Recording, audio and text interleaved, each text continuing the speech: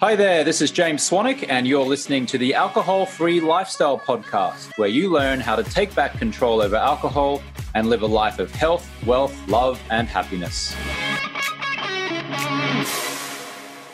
Kevin Schouweiler is 12 years alcohol-free, and it's a great gift for me to be able to interview Kevin, because Kevin has actually been in my business working as a coach since 2015. Yeah, since 2015. And Kevin is the top coach of one of my programs, Project 90, and he has helped hundreds of people now to be able to get power over alcohol and completely transform their lives. And it's great to have Kevin on the call here. We're going to dig in a little bit about his story, find out a little bit about what his relationship was with alcohol before he decided to quit, and just learn a little bit about what inspires him on his alcohol-free journey. Kevin, great to have you here, mate. James, thanks for having me on. It's funny because we've had thousands and thousands of conversations over the years, but probably I've only interviewed you once or twice, I think. I think about it now. Is that right? Yeah, I think we had one like maybe in 2015 or something about how I reached out to you, and that was about the only thing we touched on. Yeah. But since then, we've had thousands of conversations. We rarely ever come on and like share on the podcast what we talk about in private. Yeah. So just tell us a little bit about you, where you live, and what your role is within our organization. Give us a little bit of context, and then we'll go from there. Sure thing. Yeah. So I live in Missoula, Montana. I've been here for over a decade, been alcohol-free for over 12 years, as you just mentioned. And so while we're thousands of miles apart, still have weekly check-ins. And so being in touch now for over the last 5 years, the roles and like seat on the bus that I've sat in has shifted around. It's like, you start a team to get people on the bus, and then sometimes they swap seats. So I went from, really working on the marketing side, like a lot of the technical development and then slowly moving in with, guiding conversations with people that wanted to go through alcohol-free as a path to try out. And like, it was just a natural fit since I was already alcohol-free. It was like, well, let's do this thing. I like this. Yeah. And you've successfully been able to guide people through their alcohol-free journey. Just before I ask you a few more questions about you, like what's traditionally the type of person who you work with inside of our organization to help them get alcohol-free? Like, what's that demographic? Like, what's the story that's going on, or that they share with you when they first come to you, and you then become their coach? Oh, that's a great question. Yeah. So, if you look at like demographics, like data-driven things, they're probably over 40. They probably are a professional or business owner, entrepreneur. They're likely they have kids or a spouse. So like a lot of them work in either the U.S. or like a developed country. So like U.S., Canada, Australia, Europe. So we can go into those, but I think the conversation ahead is what's kind of interesting after having like hundreds and it's the same things again and again. Like, here I am thinking I can just put down alcohol, walk away from it. And here I am like a week later, still in the same cycle. I know it's impacting my sleep, productivity, my relationships. I don't think I'm an alcoholic. I don't think I want to go to AA and be in a dark, dingy room. But I don't know what else is out there to guide me on that. I probably tried it a few times and think I can do it on my own. Maybe get a month in, do a dry January, sober October, then find myself right back to where I started. So like some of this dialogue just keeps coming up again and again. You have been in a dark, dingy room of AA. So you've experienced that, and you've experienced not being in it as well, and figuring out this alcohol-free journey yourself, and with some coaching and, a few different things. So let's just go back to the beginning and tell us a little bit about where you grew up and what your drinking habits were in the earlier phase of your life, and how that resulted in you in that dark and dingy room, as you described it, in AA, and then ultimately to here where you are today, helping transform countless lives inside of our organization. Yeah, that's okay. So where it first started, so I grew up in Minnesota. I'm not originally from Montana. Smaller town, about 2,500 people. So not a really big city I grew up in. Um, my parents growing up didn't drink, didn't see them drink in front of me, you know. And so while I saw it in movies and like, some other friends' parents would drink or whatnot, to me, it was like looking outside at what other people do, not necessarily in our home. So I didn't really have anyone guiding me of like, oh, well, I look to mom or dad as the role model of what drinking is all about. So maybe in some sense, there was like this kind of thrill of like, oh, maybe I can like, go have whatever fun these other people outside of my family must be doing. So it started, I think, when I was in junior high. Like I have a cousin and he was like the notorious, kind of like cousin or friend that would get you to do all like the things you shouldn't do. Oh, we need to steal like, and go steal a pack of cigarettes from grandma and smoke this cigarette, or like we need to drink this beer or something. And I'd just go along with like, yeah, sure. Okay. And so I'd go along with it. And like, as soon as I found alcohol, like wasn't all that tasty right away, but you kind of think it's going to be better than what it is. You try it for the first time. You're like, I thought this was going to be a little bit more palatable. But over time, like, tried again and again. And like, as you're with other people, like social group, oh, okay, well, they're doing it. Like we're giggling, having fun. Like this is maybe just what I get to do to fit in and like be a part of that group for a bit. And I didn't really think much about it. And then as it drifted into, like high school, little parties here and there and people get together and I'd drink a little bit more than one or two. And then as it got to college, I'd go do class during the day. And then like, as things kind of moved into, the weekend, I would have a little bit more and a little bit more. And then, so like my habits and behaviors in my 20s was like, don't really drink throughout the week. And then maybe a Friday let loose or a Saturday let loose. And it varied like how much I would have. And then slowly to the point where it was like creeping in a little bit more and more as I like moved, into college. And I had more than one DWI in college. Like I got a little wild and thought I could drive home from the downtown establishments, wasn't, and so not that, anything catastrophic happened. I don't take that lightly. It did play a role though, because I could see like, oh, okay, well, here's a sign that this maybe isn't really working so well.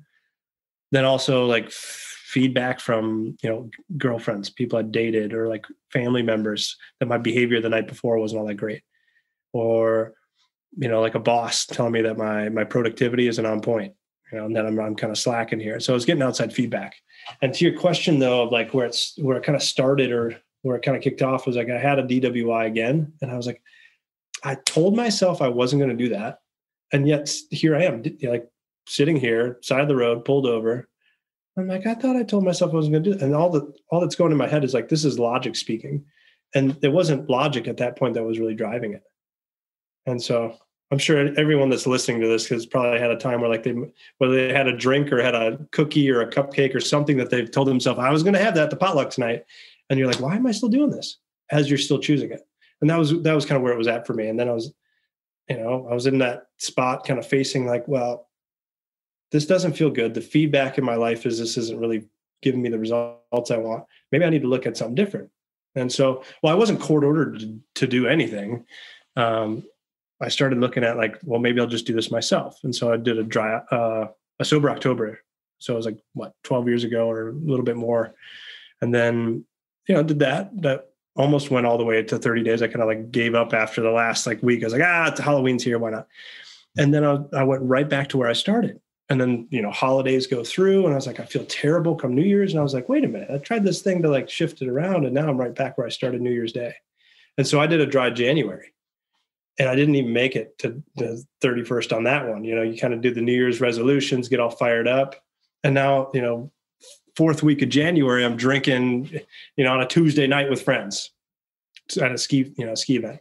And then I was like, well, either I'm going to do this February thing where I got a short month, or maybe I got to look at something different. And I thought, well, 28 days looks pretty good, but that's the point where I stopped and looked like, well, maybe it could go somewhere else and maybe with support. So I started looking at like what else is out there. Again, not court ordered, but I just knew like I did a sober October, a dry January, and neither of them seemed like they're shifting the relationship.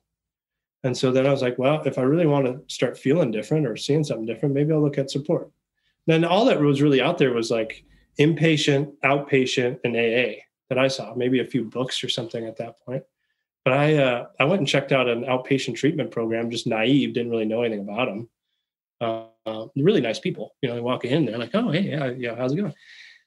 And turns out they had a program that was once a week, 2 hours. And you show up and you talk with a psychologist, go into emotion-driven behaviors. And my insurance paid for it. So it was really no out-of-pocket cost. And so I thought, well, what do I got to lose? Sign me up, I guess. It's only a couple hours a night, once a week. No big deal. And that was really great. I actually really enjoyed that as much as like it gets a bad rap. It was kind of like auditing a college course. Though the first night I walked in, there was a mixed group of people in there, a variety of, and I didn't know what I was getting into. But after I went there the first night, I was like, okay, people are here for different reasons, different backgrounds. Though who was guiding it made a big difference. But all the while through that, it was more about emotion-driven behaviors, and so they would touch on light things and like hold you accountable each week. But for me, like they told me the first night that I was there that only 2 of the 22 people that were there, like I count on my hands and toes, only 2 of them would be free of that behavior that they were in 1 year from now. Wow. So they were giving you a 10% success rate, essentially. Mm-hmm. Or even less than that, 9% success. Yeah. It's horrible. So I did that. And then like they recommend after that, like, well, if this works, like, just keep having support. And so they really just kind of like funnel you into either AA or a faith-based, accountability group of sorts. Mm-hmm. And so I went and checked out AA after I did that for 8 weeks. A different conversation. It's like you go from having like a college professor, someone that's trained in psychology and stuff, leading somewhat of a curriculum, large in part driven by a governmental system, to then a book that was written about 100 years ago that kind of fits the mentality of that time. So a different conversation. It was just heavier, a lot of guilt and shame, people hanging their heads, different backgrounds. And my initial thought was like, I don't know if I fit in here. This is a whole different group or a whole different community of people. And while it's worked for thousands, probably hundreds of thousands, if not millions, I'm not here to knock it. I could just feel right away, like, I'm not sure I want to be here. This doesn't feel fun. It's not the path of progress I want to see. So I have been in those rooms. Yeah, a long answer to a question. So wrapping it back around, I did that for several months. I was like 4.5 months alcohol free. And I had right before taking a vacation, I'd stopped going to AA, and I went on vacation to Hawaii. So I'd stopped going. Was like, I don't really like showing up these things. I feel heavier every time I go. But I was alcohol free. And so I was getting some of the benefits of like sleep and feeling good in the morning. But then I go on that vacation and I choose alcohol the first night with friends. I was like, I'll just see what it's like. Nobody's watching me. I'm doing this because I wanted to. It wasn't a court order or anything. And so I try it. And sure enough, I have one, no big deal. Didn't turn from Jekyll to Hyde. And then have another. And, okay, I feel like I kind of got a grasp on this thing. And then fast forward, the next night, okay, a little bit more. Next night, a little bit more. And you can kind of see where this is going is by night 4, we're a little bit earlier in the day. And like that 5th day, I'd like missed out on all the events that we had planned in the morning, like whale watching and going out and seeing like, sunrise on the beach. And I'm headache, the sun's beating down on me on that 5th day, like as I'm walking to the store to get like some Gatorade and, something to calm my headache. And I'm going like, how did after like 4.5 months of outpatient treatment with like a psychologist, AA, and a bunch of people all like giving me input, how am I still right back to where I start? And that's the moment when I was like, oh, like I took an aspirin this morning because I had a headache. I was drinking alcohol, I was looking at the aspirin, like I take aspirin to cure headache. I'm wondering if I take alcohol to cure whatever state I'm in.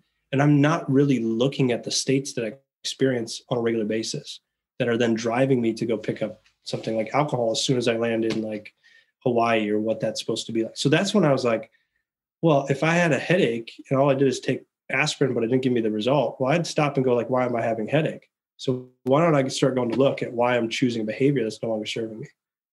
And that was the moment where I was like, I need to go deeper than this because whatever I was in before just wasn't putting it. Now, maybe it does in some of those programs, but I didn't find it in 4.5 months. And I'm sure other people experience the same thing.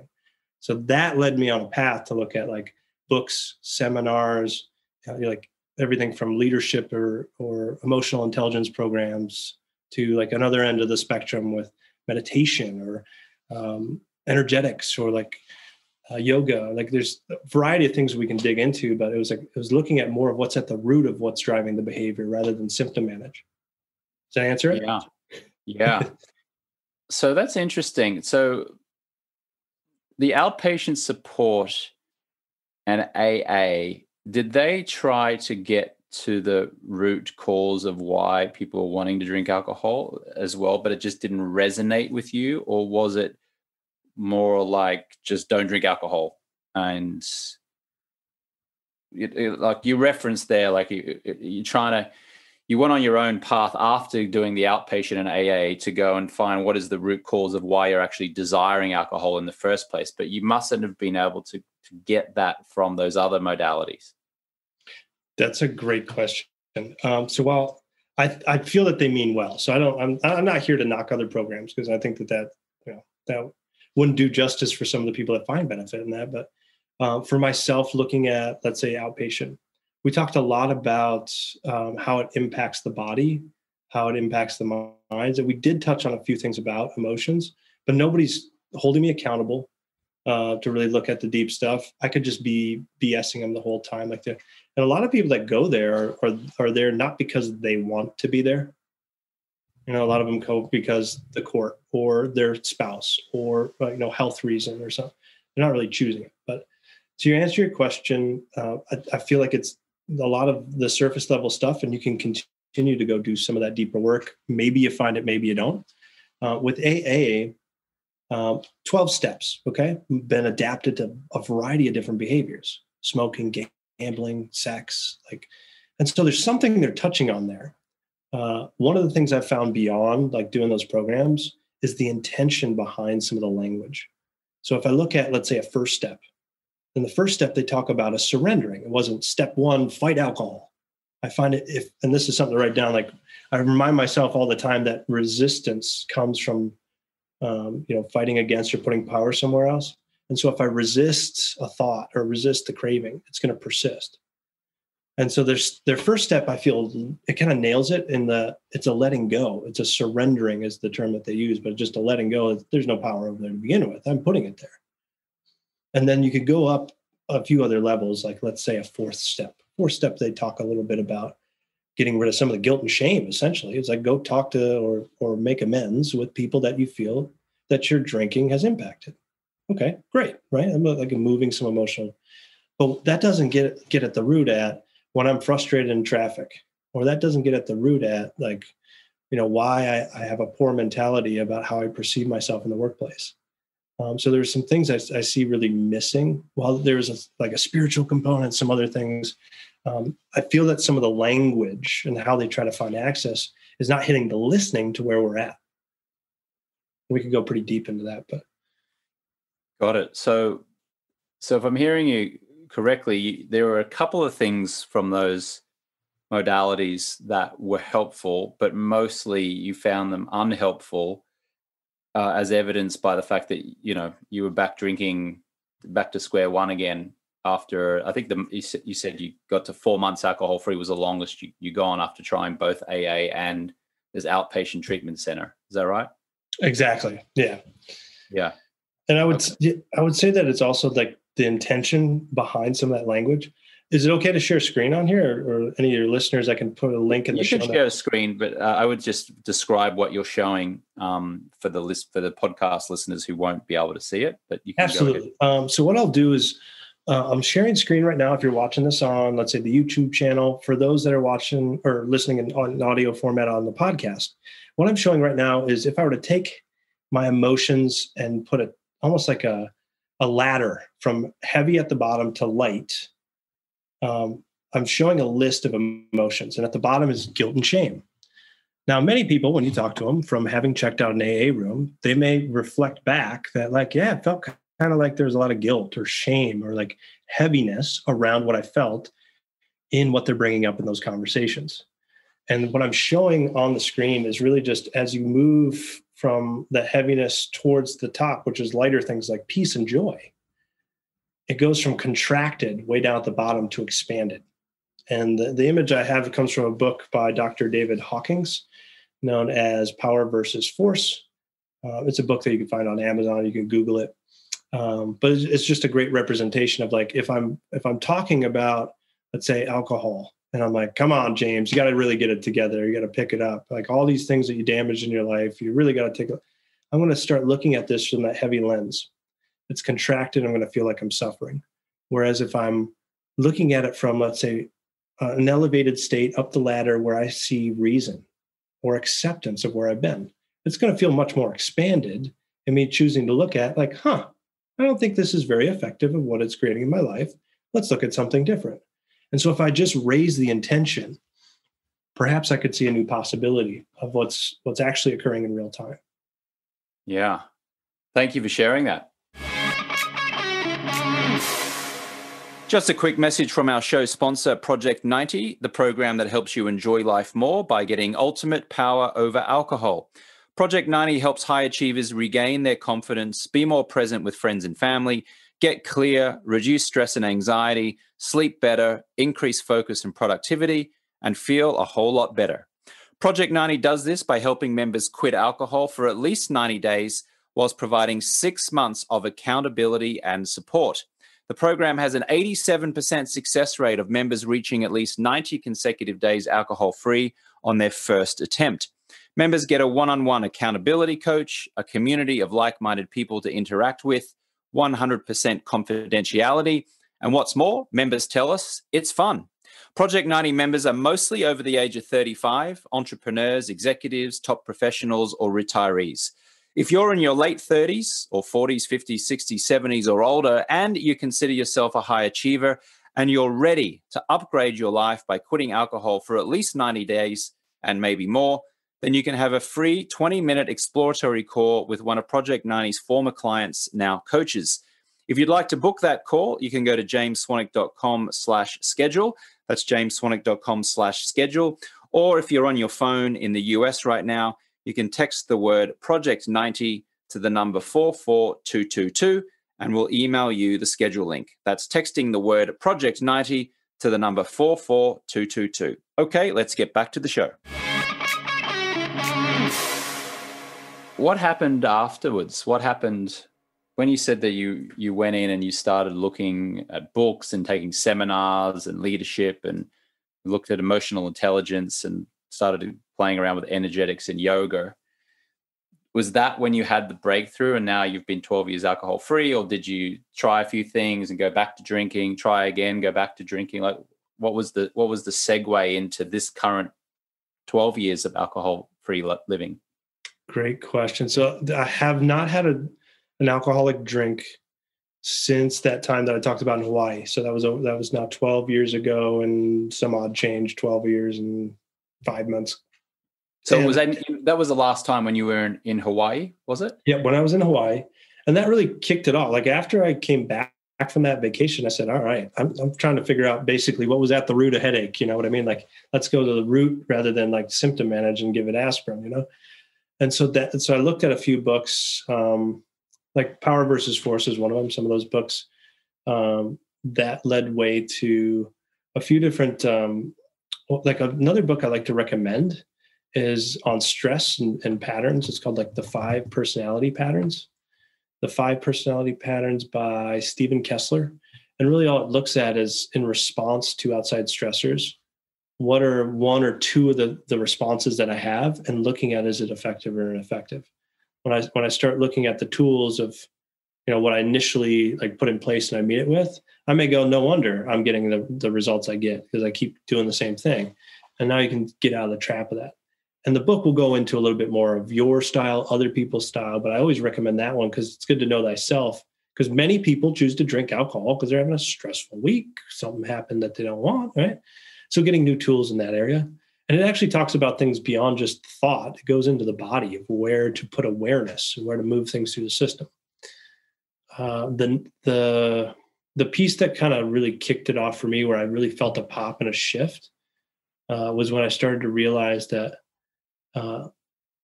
it was all just like I was putting power there. I was resisting for that like 4.5 months, let's call it. where I was just showing myself that I could do it. I could not drink alcohol, but I wasn't really truly living. And so that the point that it shifted was when I realized, like, am I really all in? Am I 100% committed, or am I 99% committed and below? If I'm 99% committed, well, it's going to be resistant. Like I'm going to wish it was some other way. Like I could still moderate, I could still drink. All right, but right now I'm just 100% committed because it serves me. Now, the thing is too, that I never say that I've quit always and I will never go back. And people ask me to this day, 12 years alcohol free, you ever going to have a drink? I like to laugh and tell them, I don't know. Maybe when I'm 80, I'll just say, come on, bring on the whiskey. I'll know when I get there. For me, I like to let go of the mind needing certainty. And I'll just go, okay, we'll choose what serves me now. And so that's a question I come back to again. What serves me now? And I look in terms of like, not just today, but like in the next few weeks or next couple of months, right? It's not like I have to do this day by day. I'm not thinking about this day by day. Instead, it's just what serves me now at, 36 years old. Maybe in the next, couple, 3 years, something will shift. And I think wildly different. I think a great thing to remind myself too, is like, I'm not the same person I was 10 years ago. Everyone I ask the question, like, are you the same person you were 10 years ago? Everyone tells me, no, I'm different. So I'm shifting and changing over time. How do I know what I'll want 10 years from now? Maybe I'll want wine or whiskey or whatever. Maybe that's effective then. I'll figure it out when I get there. So it's really a trick of letting the mind go, that there's no like black and white, I've quit or I'm drinking. It's what serves me now. A lot of our members who join one of our various programs, a lot of what I hear from them in the beginning is, do I have to quit forever?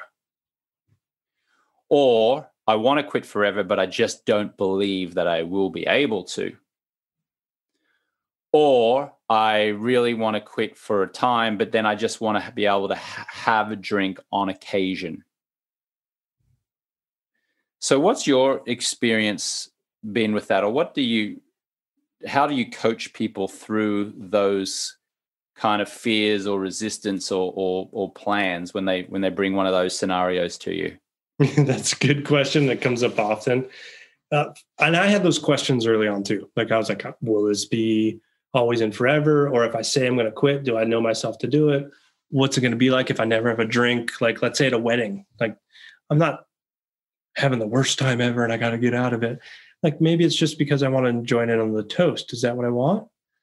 So I like to look at it from the lens that whatever I choose, I'm going to come at it from what's effective or ineffective. Okay. So that's the first basis of it. Then what's effective for now is going to be influenced by my results so far. So if I start seeing it trending, well, it's because like if I started, I only had evidence of what it was like to drink. I haven't had evidence of what it's like not to drink. So let's give myself a little bit of time. So like in one of our programs, we like to look at 90 days. And then from there, okay, let's see what evidence you have of, does this seem to serve you? From there, well, it doesn't have to be black and white, do this or that. Only for me, I just go, okay, if this feels like it's progressing, let's double down. And for me, the thought about like, well, can I just have one once in a while? For me, the studies have shown that it's not just about the one drink. It's about now I've opened the door to the relationship to go back to the way it was, unless there was some impetus to have change. It's kind of like the idea that if James, you hadn't driven a car for 20 years and I threw you a set of keys, you probably could step in, put the keys in, know what to do and where to take it, because you have all of the neural net associations of how to put it in drive, put the blinker on, because you've done it so many times, it's just second nature. Well, we haven't done anything different to rewire something different. So of course, you put one drink in front of me, it's just going to go, I've done this for 10,000 plus hours. I know what to do, right? But for me, I come back to the question of, okay, I could do that. I could have the one drink, but is that effective? It's just, for me, I see poison and it's never given me the results in life that I want. And now with evidence over not just, a few months, it's now a few years, like I have so much evidence of how this serves me. I ask myself, like, why would I go back? So that's what I go to. I'm the same. Like I don't say ever that I'm not going to drink again. I just say that I'm just living the alcohol-free lifestyle. I'm not ruling it out. But, I'm also a big believer in double down on what works. So when I quit alcohol in 2010, after 30 days, I'd lost 13 pounds and I was sleeping better and I'd got my dream job and, everything was kind of firing. I'm like, okay, well, the evidence seemed to suggest that this is working, so I should just keep going with this. Why would I then, quote unquote, celebrate by going back to the very thing that I was trying to escape? Makes no sense. And then I got to 60 days and some other things, happened and improved, and I was sleeping even better and I started lifting some weights, and I don't know, I just generally felt better. I thought, okay, I'll just double down on that. I'll just keep going, and got to a year. And then after 2 years, I'm like, well, this still seems to work.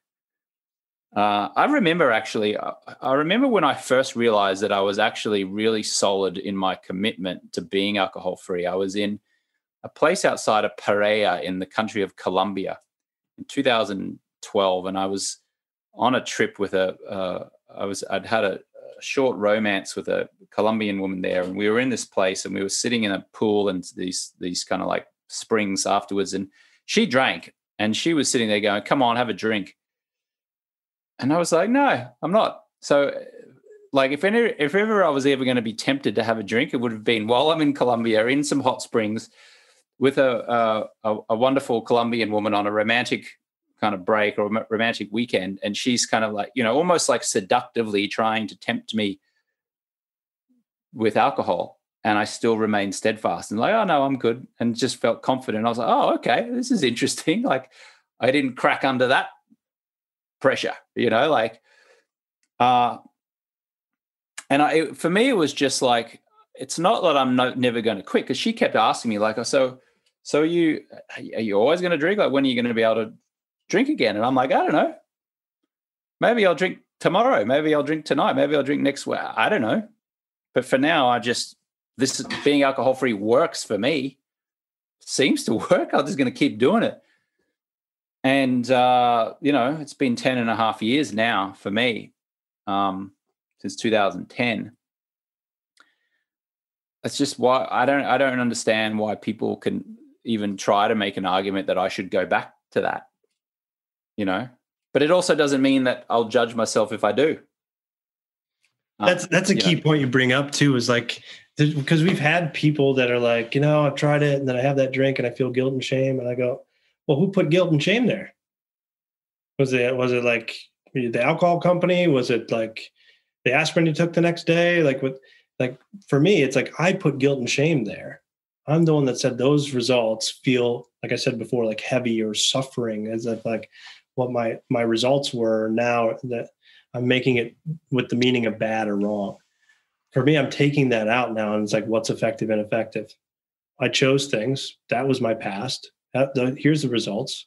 Okay, now, like you said, like 10 years later, these are results. I'm choosing that feels good. But if I had a drink, so let's say I went out like 20 years later and I have a drink, would I have to feel guilt and shame? No, I could choose it, see what the results are, and go, is that effective or ineffective? I'd probably right away know what's real just based on the results. It wouldn't take long for you to find the results.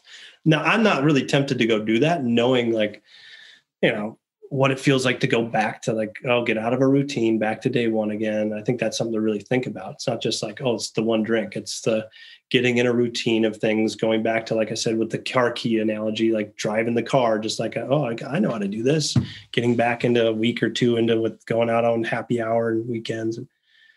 And for what? Like, what is that really going to give me? I think this is a fun thing to dig into too, is like, why did I choose the drink? Just like the Colombian woman, you go, have a drink with me. It's like, what is that going to add to the hot springs? If I can find access to feeling present, relaxed, have good time, feeling fully self-expressed. I think those are the things to start to cultivate, is how do we give ourselves permission for the states that we want to feel? Because I've had a good time with alcohol. I've had a bad time with alcohol. I've had a good time without, and I've had a bad time without. Who's the common denominator? This guy. Yeah. Yeah. The other thing is I found as well, and I'm sure you have have also, is that a lot of members, sometimes they'll try to talk themselves into justifying having an occasional drink. And because we just said, well, no one's going to judge you. Who are we to judge, and who are you to judge yourself? And so they go, oh, great, there's no judgment, so I'll have the drink. And then, of course, they have the drink, which turns into 2 or 3 often, or turns into like more of a, like the slippery slope is very slippery, isn't it? It can be. I'm not saying in every situation, but it can be slippery. And all of a sudden that, you know, they've used that justification, or they've taken a little bit of your coaching or my coaching, and they've taken what they feel is permission then to be able to have a drink without being judged. And now all of a sudden they're back to square one. So I don't know whether it's tricky or whether it's simple, but I don't think what Kevin and I are encouraging you is like, if you want to have a drink, have a drink. If you know deep down that having a drink just doesn't serve you, like if you've had years of evidence that your drinking habits don't serve you, and by not serving you, what I mean is that you're irritable, you don't sleep as well, you're not as present for your kids or your husband or your wife or your family, you're not as productive as you could be, your experience of life is a 6 out of 10 instead of feeling like an 8 or a 9 out of 10. Like if you know it doesn't serve you, then why would you then take the permission that we're not going to judge you if you have a drink as a catalyst for you drinking? Like, so I don't know. Can you speak to that? Yeah, absolutely.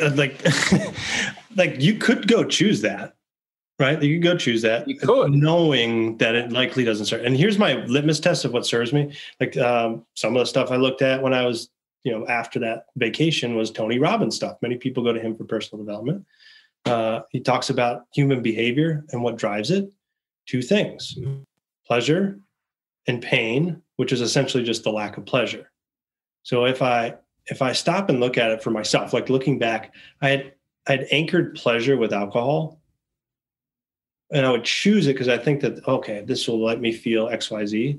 But what I wasn't present to was all of the pain or lack of pleasure that I was creating in my life. And you got to ask yourself, if you're listening to this, like, what's the grand sum of my relationship with this? Is it pleasure or the lack of pleasure? If you weight those 2 things together, I'm going to guess it's a pretty imbalanced scale where there's a lot of displeasure, lack of pleasure, pain, whatever you want to call it, and very little pleasure for the moments that are there. If you're listening to this. And I think it's different for each person. They can choose for themselves what the truth is and what they feel. And you get to be the judge of that out there. However, if you're anything like me, it was like, I had pleasurable times. Then the next thing is, was it the alcohol that gave me pleasure? Or was I in a place, maybe with friends or alone, and I had a pleasurable time and I just chose alcohol, which brought the states or experiences to the surface maybe quickly or more readily, but I was the human being there having the experience in the state. I can't seem to find, like, if you go dissect alcohol, that there's a particular emotion or a chemical emotion found in the alcohol. In fact, it's ethanol. It's something that's like poisoning the body. And when I look at it from that lens, it's like, what does alcohol really do? Well, it just shuts down faculties of the mind. We all kind of know when you get fuzzy, right? Like, oh, hey, I'm checking, I can't, balance or speech or things get impaired. What does that give access to that feels pleasurable? Well, one of those things that shuts down is the critic, that judgment faculty of the mind, where it's like, oh, don't do that. Or don't go on stage and sing karaoke. Or don't go hug that person right now. But when we let ourselves become fully self-expressed, it starts to feel good. And so with that little piece quieted down, well, that feels really good, right? Could I get access to that without the same thing?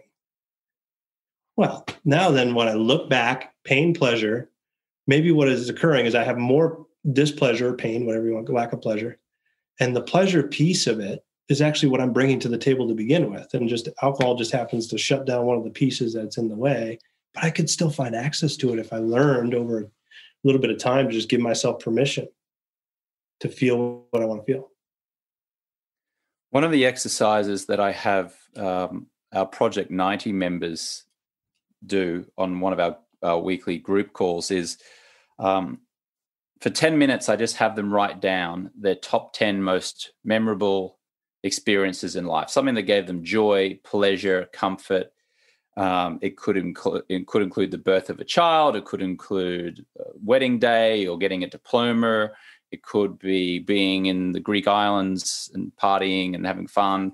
Just write that down. Look over your life. And most of the people who are in Project 90 tend to be 40s plus. We've got a few in the mid to late 30s, but there's people who can look back, at life in their 20s, 30s, 40s, and 50s often, because we've got people who are in, the 60s and 50s in that program as well. And I play some music in the background, and I just have them get into a beautiful state where they're remembering the top 10 joyous moments of their life.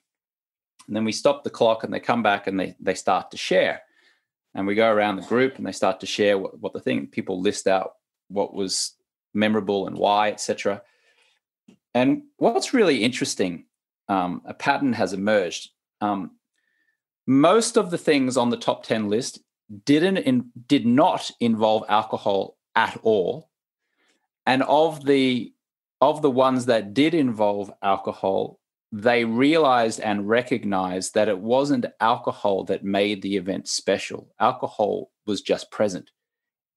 The thing that made it special was because they were overseas with friends enjoying the moment, or it was special because they were celebrating the birth of their child, even though they went out and got drunk and whatever and drank champagne and blah, blah, blah, blah, blah. Alcohol was present, but that wasn't why they were happy. They were happy because they just had a child, right? So alcohol was present. And it's so fascinating to see kind of like the aha moment on some of the members' faces, and certainly what they express when they do that exercise, because they realize that actually they've been giving so much mental power to alcohol. They've been giving it more reward, or more what's the word I'm looking for? I all of a sudden have drawn a mind blank. What am I trying to say? They're like giving significance it more significance. Power. Yeah, exactly. They're giving it more significance than it deserves.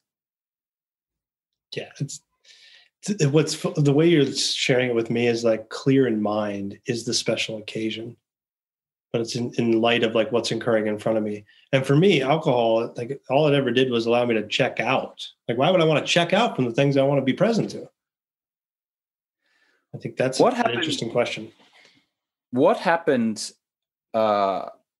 What's happened over those 12 years then of you being alcohol free? What shifts have you seen in yourself? And then secondly, what shifts have people told you that they've noticed in you from those people who knew you when you were drinking and now when you're not drinking for a dozen years? What have they shared with you?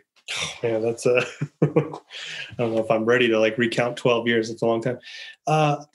Initially, the shifts weren't massive. And I say that for emphasis because like some people think going alcohol free, magic bullet, life's amazing. And well, it's not quite that easy. Like for me, it's like alcohol free, great. Like there's going to be some base level things that shift, like sleep, some things around energy, but some of the things I really want to see a next level with, I need to actually put in some work with the energy and clarity and focus that I got back, So the things that initially started to improve were productivity at work.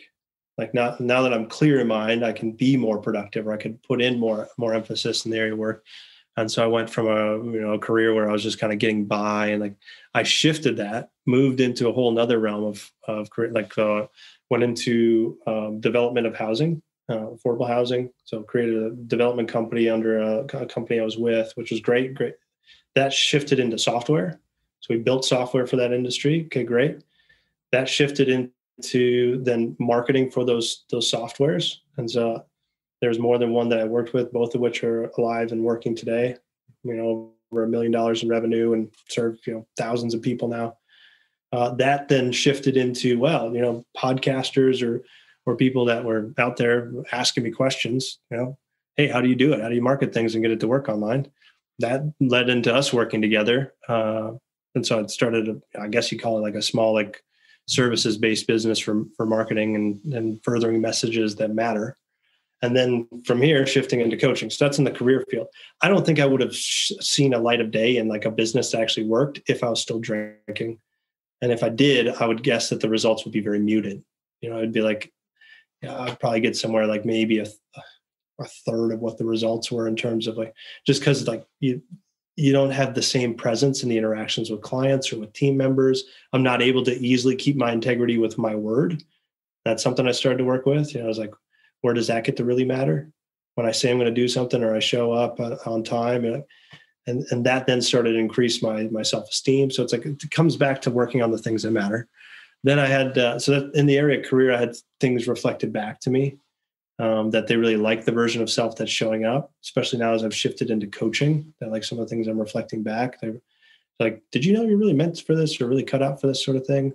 And I always blush and like, small town guy, just like, oh, thanks, appreciate it. Yeah, but it feels really good when that comes about. Then in relationships, for me, I was really surface level with friends and intimate partners. And that a lot of the times just wasn't working. Like I wasn't really able to go deep, especially in crucial conversations, the things that matter.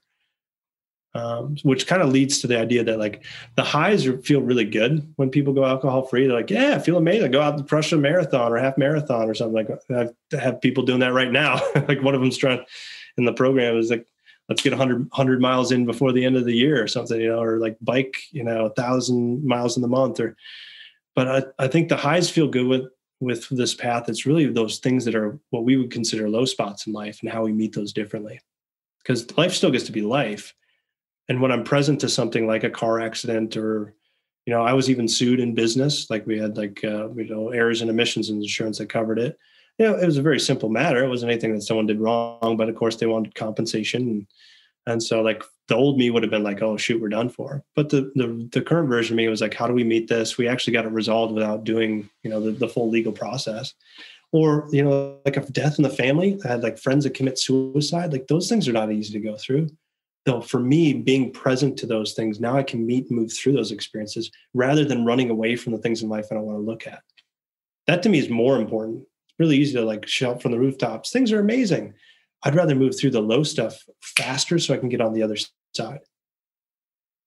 Then a couple other things reflected back. I think, like you mentioned, like me showing up more. That was a thing that was really, I think I would check out.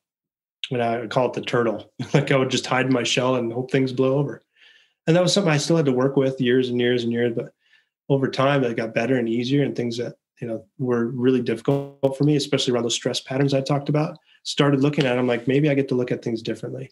And while those triggers or things that were upsetting, they're still there today. The game becomes how quickly do I get off it? Like how fast do I get off of the trigger, the upset, the thing that is in the way? Yeah, wonderful. And without naming names, maybe you can give us a couple of examples of folks who you have coached through Project 90 who's made maybe a dramatic, notable shift, transformation, and maybe someone who's just made a subtle shift. Because you were, like you just said there, you were talking about how it's not like you made a shift and all of a sudden you're like, life is so amazing, it's fantastic, and you're skipping down the street all the time. You just have this ability to be able to get through the crap of your life, or what feels like the crap of your life, a lot quicker, to get into a state where it's like, yeah, life is good. Mm-hmm. Life is going. And at the very least, life is not crappy. Life doesn't suck. So it's not always about this big dramatic like breakthrough, is it? It's not always about like, wow. Like you see this in a lot of marketing all the time for things. It's like, get this and you will completely transform your life. And that is true. That happens a lot. Yeah. And we see it a lot in our program. But also there's stuff where it's like the transformation happens on a less grandiose kind of level, isn't it? It's like little things, but those little things cumulatively over time, like compound interest, can just slowly but surely and gradually just improve your experience of life. So have you got a couple of examples that you're able to share? Yeah. So for me, like the ones that are really fun to see, like the wins, is when somebody is like losing, let's say 20, 30 pounds over the course of 30 months. And they're like, holy cow, like like I'm back to like what I remember in the mirror. Like when you look at that, and that feels good, right? Now I'll say that when somebody does that, it's not because they just took the alcohol out. Sorry guys. Like I get like there's some calories in there and things shift up. A lot of people trade alcohol and then they go to sugar. And so if you put one thing in that, you know, is just as bad or negates it as like the alcohol itself, you're not going to get anywhere. But the ones that I've worked with, it's like they take out the alcohol and then they're like, awesome, let's go. Let's start living in terms of what does body and energy and stamina look like. So it's like 20, 30 pounds, totally attainable if you're doing the work. The next, there was a gentleman that I worked with and like, he wanted more presence with his kids. Really like, and that's a tough thing to quantify, right? Like, how do you know when you're more present with your kids and whatnot? And to me, it's the feedback. It's like when their daughter, like, you know, reflected back to him, like, Dad, I'm so proud of you. He's like, you couldn't have said any words that would have hit home harder than like, Dad, I'm so proud of you. And she didn't even say about the drinking, but he knew. It's like, I was present and with her for these last 3 months. She had just graduated, so she had moved on, you know, to the next chapter in her life. But like, just getting that back, it's like, oh wow, like that's what I've been looking for.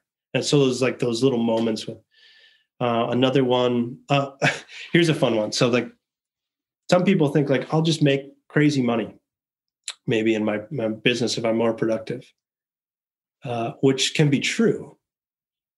I find that there's a couple of people I'm thinking of in particular. I'm trying not to name names here because I don't want their permission, but there's a couple of people specifically, they're in sales. And they said, like, I'm not necessarily making more money, but it's far more in flow because I'm attracting a different conversation or I'm attracting a different caliber of client. Now, inevitably, their income did increase, but they're like, I'll take the same pay all day if it's these same type of clients. I think that's way more fun than like working harder, let's say, to like, you know, kill it more hours in the day, more frustration, you know? So those are a couple of things maybe. Oh, another fun one too is like when you look at like self-trust coming back. So we've had some people that have had like self-confidence issues where they're like, I can kill it in the area of leadership or like in the workplace. And that's where they quote unquote have their strong suit. Like they're like, I can kill it there. But then they lack the self-trust of what I do when I get home or like with self-care or working out or food and like to have that trust back as they're making progress with what they commit to, like committing to 90 days. Then they're like, well, if I can see 90 days, what else can I do? And so they're getting that confidence back of like, what else in my life gets to shift?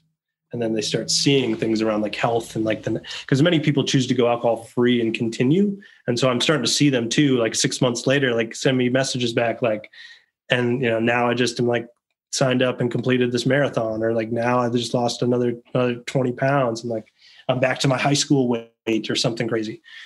So I hope that gives some, you know, tangible ahas of what could be possible. I can name names because the names I'm about to name have given us permission to share their story. And in actual fact, some of our enrollers for one of our programs, Project 90. So John Keltner is a gentleman who lives in California. He has a son. He's someone who lost, I think he ended up losing like 20 pounds, 25 pounds. Is that right, Kevin? Definitely 25. It might have even been a little bit more, but... yeah, and at least 25.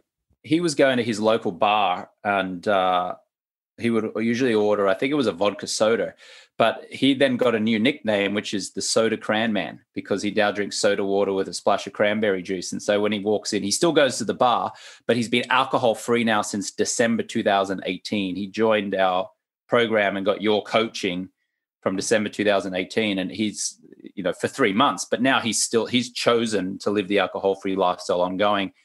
And he's the Soda Cran Man now. So lost a lot of weight. Another lovely woman, Roseanne, who lives in Arizona. I think Roseanne must be, as we're recording this, how many months alcohol-free is Roseanne now, Kevin? She's actually getting close to 7 months now. Getting close to 7 months, yeah. So Roseanne, to speak to Roseanne, Roseanne lost her self-confidence, or she shared with us that she lost her self-confidence from her drinking. And then the moment that not the moment, but like along the path of removing alcohol from her life, she said she got her confidence back. And that's a running theme, isn't it? Through people who choose to quit alcohol, they seem to just get a boost of self-confidence again. It just seems to come flooding back. And in addition, Roseanne lost, I think, 20-something pounds as well, and her blood pressure dropped dramatically. That's another one. Yeah, blood pressure is like, it just, people think like, oh, well, like, well, how will it impact health? Well, like some people have completely removed blood pressure medication. It's incredible. And then someone else, and then Russell Belcher, he's given me permission to use his name as well. 44-year-old father of two, lives in Australia, on the east coast of Australia. And he was a gentleman. He was in a high-powered job, but was drinking, a lot of booze every night to deal with stress and anxiety, the pressures of being newly married and having two kids to take care of. His job took him to a rural part of New South Wales, a state in Australia, and all of a sudden he had, no friends and no social network there. There was pressure with that. He was drinking, I think in his words, copious amounts of alcohol. And then he joined us and got the benefit of your coaching. And he's now, as we're recording this, 6 months and more alcohol-free, as I understand it.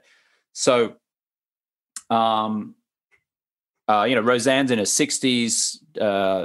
John Keltner, I think, is in his late 40s. And then you have Russell in the 40s. And by the way, if you're listening or watching this, those three that I mentioned, John, Roseanne, and Russell, are all now enrollers in our program. And if you did want to speak with them personally about their experience going through Project 90, or just, chat with them about their experience of being alcohol-free, then you're certainly invited to do so.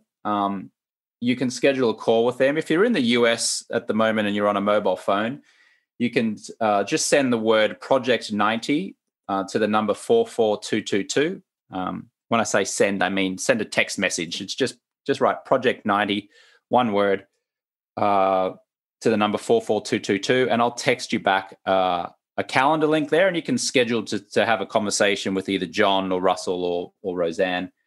And likewise, if you want to see some of their stories or some of those stories of people who are in their 40s, 50s, 60s who've successfully chosen to choose alcohol-free, then you can just go to jamesswanwick.com/Project 90, and there's a whole, I think there's like probably 20 videos there now of stories of folks who've had the benefit of Kevin's coaching and now leading the alcohol-free lifestyle. So I want to wrap this up, and I want to say this. First of all, I just want to say thank you, Kevin, for giving us your time on today's call, and I want to thank and acknowledge you for the wonderful work that you have been doing and that you're continuing to do in helping people live an alcohol-free lifestyle and make a transformation in their life, whether it's a huge, big, grandiose, massive monster transformation, or whether it's a more subtle, slower transformation. You are changing people's lives. So I want to say thank you for that and to acknowledge you for that. And also just encourage anyone who's listening, please do reach out to Kevin and ask questions. Post in the comments down below, ask him a question. Like I said, you could probably connect with him if you connect with Roseanne or John or Russell first. And certainly you'll get to know him particularly well if indeed that you choose to join us in our 90-day program, Project 90. Any final words, Kevin, about to our listener or to our viewer about an alcohol-free lifestyle? Well, first, I want to say thank you about that. Yeah, I don't take it lightly. Even if it's just one life that's had a shift, for me, it's worth it. One thing that I didn't really touch on that I think is worth just mentioning quick is like, I see a lot of upgrades around relationships, specifically with intimate partners. And so some people are married and they have deep conversations. Some people, they're maybe even divorced, but it's getting to the root of some of those things. I'm still carrying in those things and getting real. And so if you're also having thoughts about that area and could there be a shift, we have so many people feel more free in that area because of it.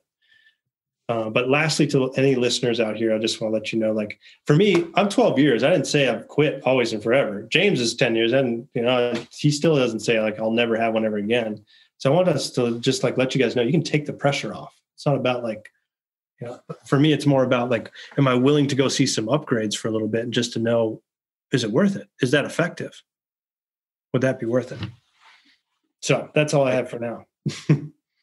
Kevin Schouweiler from Project 90 and the Alcohol-Free Lifestyle. Thank you so much, mate. Really appreciate your time and your guidance and your commitment. And to the listener or to the viewer, thank you for listening and thank you for watching. And we'll catch you on the next one. Thanks for listening to the Alcohol-Free Lifestyle podcast. I want to load you up with some free stuff right now. So if you want to go to jamesswanwick.com/guide, I will send you my Quit Alcohol Guide, which has helped six-figure entrepreneurs and top professionals reduce or quit drinking. You can also text the word QUIT GUIDE to the number 44222 if you're in the US, of course. It doesn't really work anywhere outside of the US. But if you're in the US on your mobile phone and you'd like that guide, text the word QUIT GUIDE to the number 44222, or you can go to jamesswanwick.com/guide. If you'd like to schedule a free 15-minute call with one of my top coaches, just an exploratory call to see if or how we can help you, then you can go to jamesswanwick.com/schedule, or you can text the word Project 90 to the number 44222 if you're listening in the US on a mobile phone. That's jamesswanwick.com/schedule, or you can text the word Project 90, that's one word, Project 90, to the number 44222. Feel free to send me a direct message over on my Instagram account, which is @JamesSwanwick. You can also watch video episodes of this podcast and a series of other educational videos on my YouTube channel, which is James Swanwick 1, or you can direct message me on Facebook @JamesSwanwickOfficial. And finally, a request. Would you please now write a short review of the podcast inside of the Apple Podcast app on your phone or on iTunes on your desktop computer? Would you please give the show 5 stars and write a quick 1 or 2 sentence review? This will help the show get in front of even more listeners, potentially transforming someone's life. You can rate and review the show inside of your Apple Podcast app on your phone or over on iTunes on your desktop. Thank you so much, and I'll catch you next time.